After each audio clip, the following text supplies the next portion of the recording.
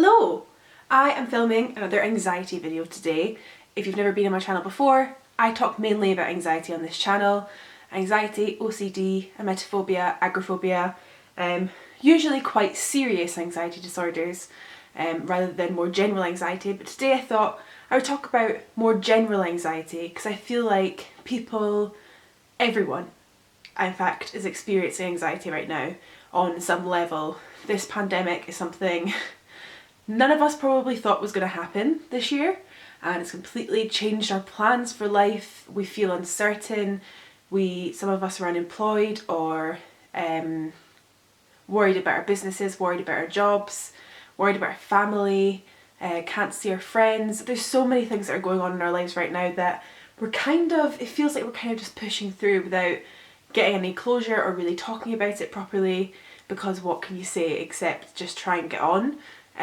So I thought it was kind of important today to talk about 10 things that you might not realise are anxiety or could be anxiety for kind of just general anxiety. The first thing is overeating or undereating. These are both very, very, very normal things. If you're undereating and you just don't feel like eating, you don't really get hungry, or if you are getting hungry but you just can't face the thought of food, this could be a symptom of anxiety. You'll probably have heard of the fight or flight response, and that is when our bodies start producing lots of adrenaline and lots of different hormones in order for us to, back in the day, run from predators. So run from things like lions and real life serious threats.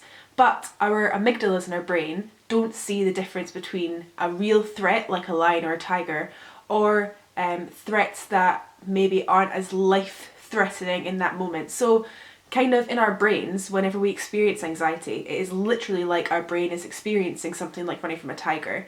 So we're not overreacting to these things, but when the fight or flight response happens, it means that our stomachs are kind of emptied very quickly. So you might experience going to the toilet more often, or just not be hungry or not feel like eating, because what happens is our bodies want us to be lighter so we can run faster. That was a very long-winded and scientific way of explaining it, but that is kind of what is scientifically happening in your body when you don't feel like eating. You might be somebody that also wants to eat more during these times. You might feel like only eating junk food, or you might feel like you just want to eat more, maybe you get more hungry more often, or a lot of the times you don't actually necessarily feel more hungry, you just feel like eating more, comfort foods especially, and I'm definitely somebody like this. I feel like with my anxiety I tend to really not like eating when it's during the day and I have stuff to do, because I just get nervous. Sometimes food makes me feel a bit ill, and then at night time I will eat a lot, and often not very healthy food when I'm going through anxiety. This is a totally normal thing to happen, and it's nothing to be worried about. And I'd say just don't give yourself too much of a hard time about that. Just kind of let it be for the moment. Another thing you might not have realised with anxiety is not wanting to text people back. This does not mean that you do not like your family and friends. This doesn't mean that there's something wrong with you and that you don't want to hang out with people and that's weird. This is just what happens, and I thought this was just a me thing, a me being rude and blah blah blah thing, but the more I've talked to people about it, I think everyone kind of feels like this when you're feeling overwhelmed and your brain is at capacity, and even you don't always realise when your brain's at capacity, but it just is. The thought of texting somebody back is just adding to that capacity and energy, and sometimes you just feel so exhausted that you just kind of pretend that that's not happening. You pretend that your friends haven't texted you, you pretend that your therapist hasn't texted you, you pretend that you don't have to make that appointment with the doctors. It's just easier sometimes to it feels like it's going to be easier to just pretend it's not happening and just carry on with whatever's happening. Actually that's not the case, but that is definitely a symptom of anxiety, is just feeling too overwhelmed to even look at your phone and text people back, even the people that you love. The next anxiety symptom is changing your mind about things a lot, constantly feeling like you want to change tracks.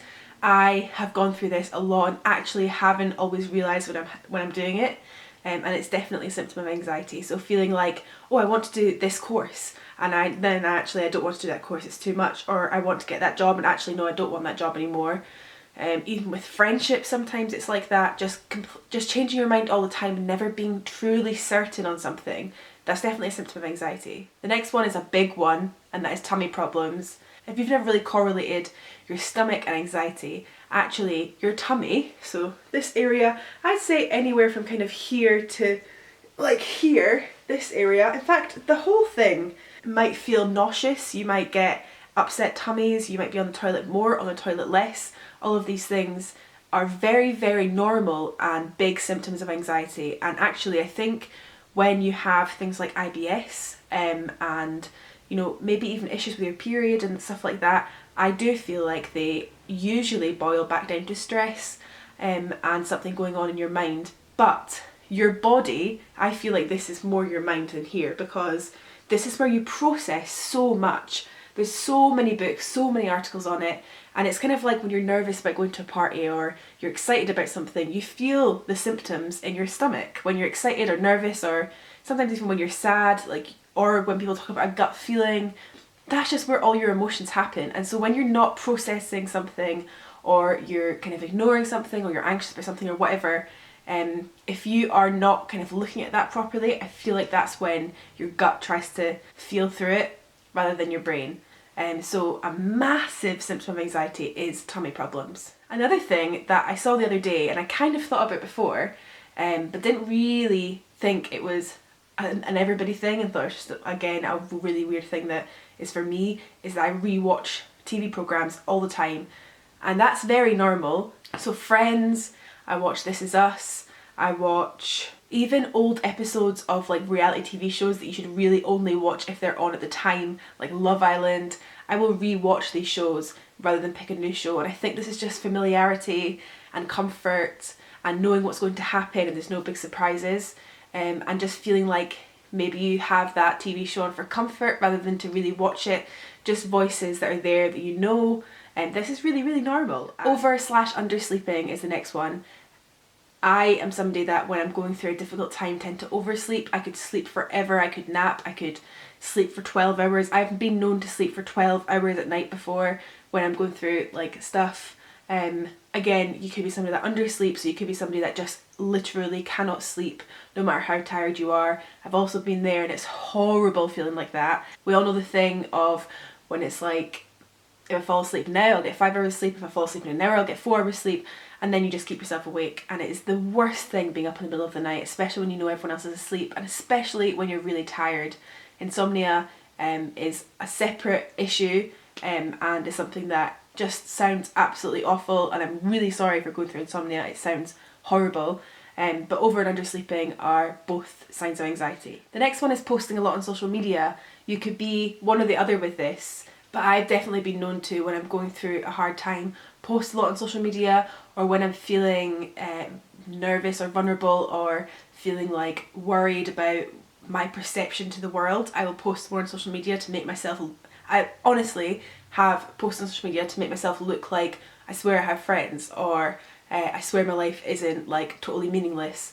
And I've done this before, and I think a lot of people do this. In fact, I feel like most people with social media have done this. And it's definitely, we know that social media is definitely used as kind of a bragging platform. But from a personal perspective of you might notice, or you might not have noticed, that you might post more on social media, on your stories or whatever, because you want to maybe look better, or you're worried that people think you are a certain way, and so you post something to make people understand you more. There's definitely stuff around that. And I've noticed myself doing that for sure. And yeah, that's an annoying thing about social media. The next thing is trying to control all situations, even situations that you maybe can't control. An extreme version of this is, I remember when I was really struggling with anxiety to the point that I just felt like every moment was nauseating, like it was just hell. I remember thinking I hated the fact that there was even people walking on the street. I wish I could have controlled the fact that I could just have the streets completely empty, have the beach completely empty. And in fact, when I say that, actually that sounds more normal than I think, because I think people just want to be on their own. But I just hated the idea that, there was nothing I could do about the fact that there was people on the beach. And it sounds really selfish, and I obviously don't actually want people not to be able to enjoy the beach. But that was kind of a big thing of I just want to be on my own, but I want to try and leave the house, and it gets complicated up in that mind. The next one is a big one, and that's pain. Physical pain. When you are somebody that has anxiety or stress or unresolved things, a lot of the time it can, when you're not really processing it properly, or just generally, you can feel like you are more tight around your shoulders, around your back, even your legs. I get really, really painful thighs and calves, and everywhere in my body. Neck pain is a really big one for anxiety as well. Headaches, so many things. Even sore throats. I know a lot of people that get tonsillitis when they're going through a really stressful situation. So if you are going through any kind of body stress or pain, that could definitely be a symptom of anxiety. It's really frustrating because sometimes you don't know whether you're actually ill or if you're stressed. Usually it's kind of the same thing to me, I feel, but a big symptom of anxiety is pain. The last one is being hyper aware of your body. This is specifically for, I think, people that have health anxiety or are hypochondriacs. I know a lot of people, including myself, that have varying degrees of health anxiety. Health anxiety is also something that can be extremely severe and can develop into OCD and different things like that. But generally speaking, I think people that are more anxious are more hyper aware of their bodies and more hyper aware of thinking about what it could be. For example, if you're somebody that has had a heart palpitation before, you'll know it's very scary when you have a heart palpitation and you don't know what it is. It does feel like it could be a heart attack, and it is very terrifying. And I think people that are anxious or have anxiety are more likely to focus and really infatuate around that heart area if they've had a heart palpitation. So they'll constantly be checking their heart, checking to see the speed, constantly be checking around it to make sure it's not in pain, or if you feel a lump in your neck from just like stress or just a knot or something like that. You can be somebody that really just makes sure constantly that your neck is okay, or just being hyper aware of all your bodily sensations. I know I am like that, and I was really badly like that when my emetophobia was really severe. If I had any form of sensation in my stomach at all, I would be terrified, which is really annoying because your tummy has to digest things. It breathes. When you eat something a bit funny, then it might feel a bit funny, or burping and stuff like that, you feel different sensations in your tummy all the time. And I think people with anxiety are more hyper aware of these things and paranoid about them. So that was 10 things that you might have experienced or be experiencing right now that you didn't realise were anxiety. A lot of things in life can be boiled down to stress and anxiety. That is, especially in the world we live in right now, especially right now in this world in 2020, it is crazy and insane, and we might not realise how much our body and minds are connected, and how much when things happen up here, they happen here. Yeah, I hope this video helped somebody. Anxiety is a thing that you definitely don't have to live with forever. It goes through varying degrees at varying times, and even if you're somebody that's really in the depths of anxiety right now and you just don't see a way out, things always go on a roller coaster all the time. Even when you feel like it's never going to get better, it will. It does. I promise you that. I've been there and it does get better. So yeah, thanks very much for watching this video, and I'll see you soon.